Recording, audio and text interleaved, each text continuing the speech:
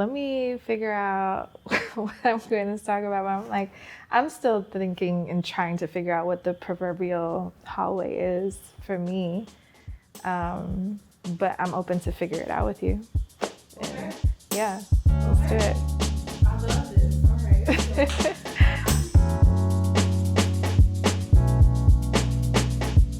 right. My name is Allison. I am a filmmaker. I am a storyteller. I am also a studio artist now.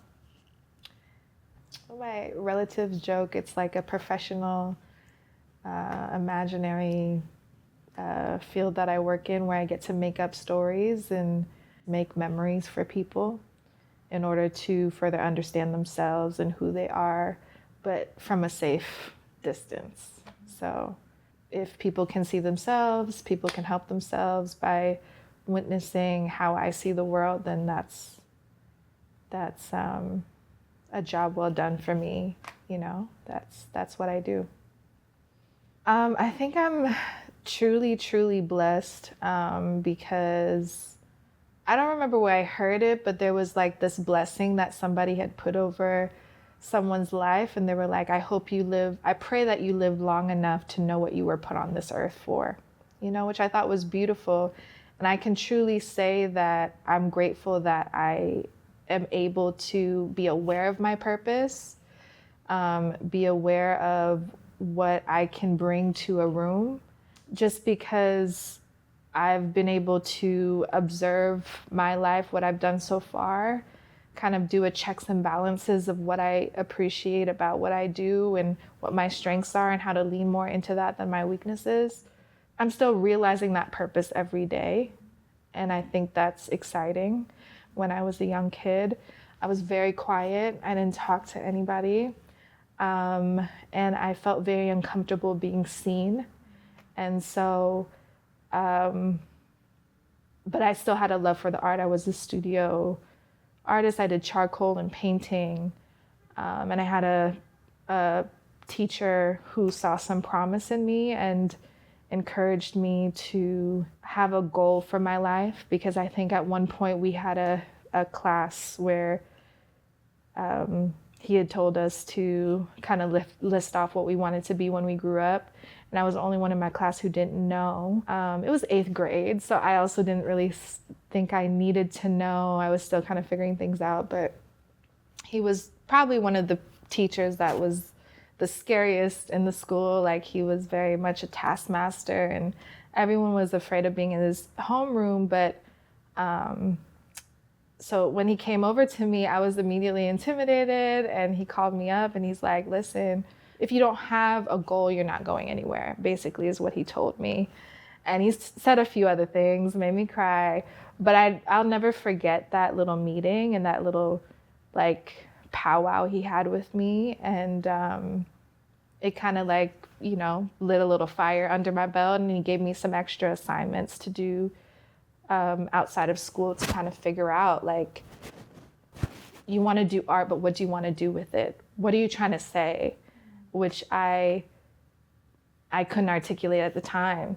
And so he was really the person who showed me the value of intention, showed me the value of my actual voice, and figuring out how to say something and how to have a presence and and the value of that as well. So yeah, I'll never forget him. I think we all need mentors, and I was blessed with that one. How did you go from being that young girl who was quiet to this unapologetic Black woman who is sure of herself, even in the hallway? Yeah, I think I think for everybody, they can all attest to how much of a process it is. You know, some people are lucky to have like moments where they're just like, after this day, like everything was different, you know? But I think it's a lot of trial and error and being okay with the error. I feel like each era that I had built competence. So I think it was truly building competence over time and proving to myself that I could do it is what therefore created trust within myself. Over time, I built a creative instinct and I built creative taste, which I think is really, really important if you're going into a field like filmmaking, because a lot of times you don't have a bouncing board or person to consult. Like, is this okay? Does this look good? You know, how can we communicate this effectively so that the masses receive it in a positive way?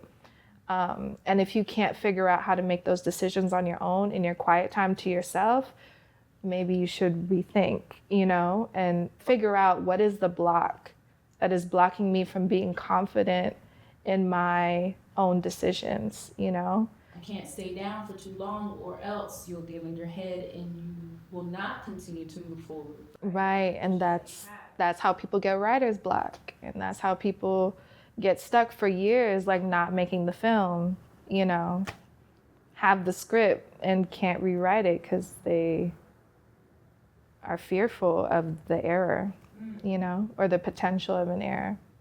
How do you deal with the fear of creating?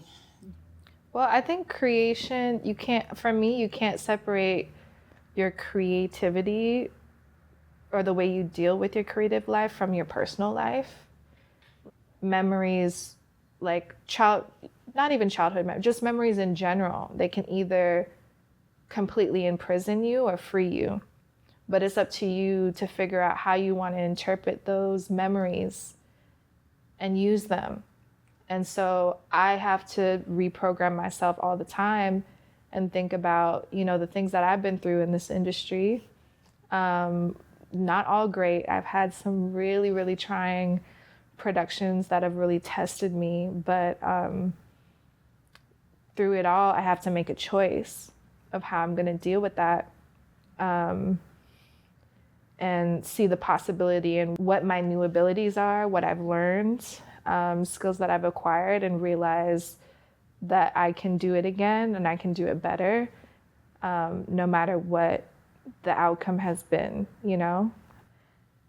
I would say probably my most meaningful film to date was my documentary, Latasha Hollins. Yeah.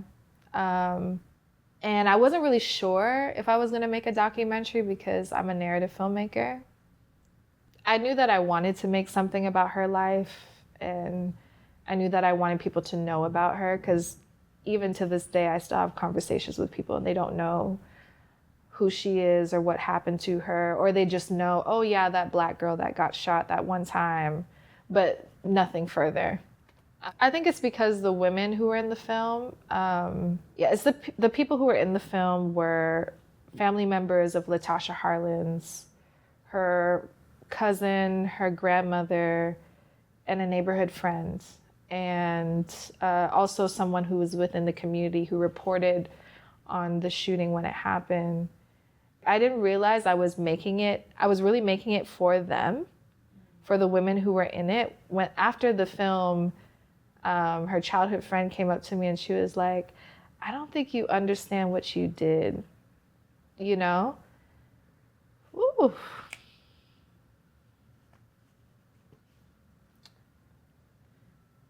Because they had been silent for so long, because they didn't realize that anyone cared.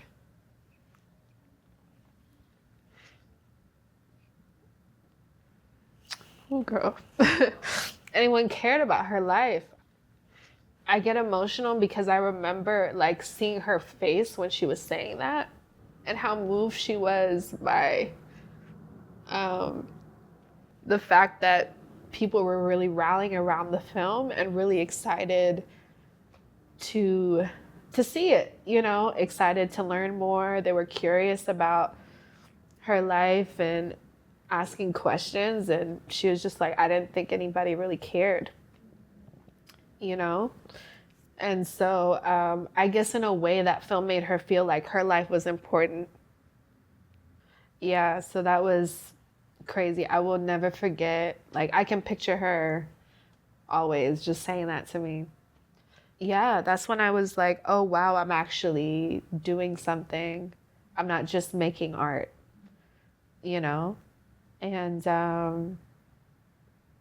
yeah, I mean, that's enough to keep me going for years. So, You talked about how you think or you believe that you're in the midst of a hallway, figuring things out along the way, it sounds like. But I'm wondering, have you noticed any transformation thus far? um,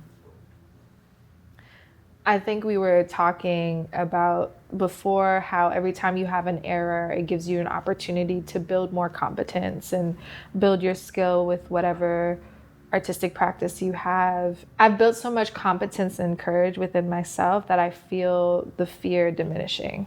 You know, like you cannot be filled with fear when you develop a healthy amount of courage. And I think right now within my artistic practice, I lead with the courage much more than I lead with the fear.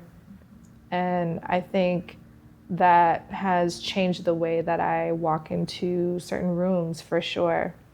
And I don't think I'm fearful of my voice and my words anymore. And I'm really grateful for that because that was a trap for me, like a prison in some ways for me. Not feeling comfortable using my words and feeling like people would listen. And I think also as a woman, that's something that we pay attention to a lot and are very sensitive to, because silencing can be really damaging to someone's ego. And I've experienced it a lot growing up, and learning that it's okay, you know. If somebody silences you, it's more about them than it is you, you know, and understanding that because they have doubt doesn't mean you have lack, you know what I mean? And like I said, it wasn't planned, but you know, I make a lot of things between studio art, photography, film photography, and film production. But when I look at all of them and all of the things that I've created, there's some synchronicities between those. And I think people shouldn't shy away from investigating those synchronicities because those are the proof that you are living and acting within your purpose. You know, you have those moments where things align. And when things align, you should pay attention because that means that you're where you're supposed to be. And I think I'm finally, within the past 2 years, really seeing the patterns within the things that I'm making, and it's all making sense. And so I think, you know, I can walk in confidence with that too, knowing that I'm on the right track, you know. So we'll see what happens, but I'm just grateful that I'm here, and I think it's a good foundation. If you had any advice for someone who is struggling to make it through their hallway, someone who may be contemplating moving backwards because that's what's familiar to them, what would your advice be to them? I think that sometimes because creativity is so subjective, like we don't know, it's not like there's a ladder that we can truly climb to get from point A to point B to point C. And I think that can be overwhelming for people. A lot of times when I talk to my friends, it's more like they just don't know what to do, you know, or like who to talk to. And I think that idea can be defeating, you know what I mean? Where it's like, I have all these dreams and aspirations, but I just really don't know where to start. And I think being okay with being quiet with yourself and maybe disappearing for a period of time can be super helpful. Silence is probably the best way for you to find that alignment that we were talking about, where you silence your environment and spending time with yourself and feeling out what feels right. And that sometimes feels or sounds a little woo-woo for people. But I would say being comfortable with slowing down and disappearing. Some people don't have the ability to disappear and take off work and take time to themselves, which I understand, but silence is so key to the creative process. You cannot create in chaos. You cannot create in stress. Any moment where you can stay to yourself and clarify what your next steps will be and what feels true to you, I think will get you much further faster if you just kept going.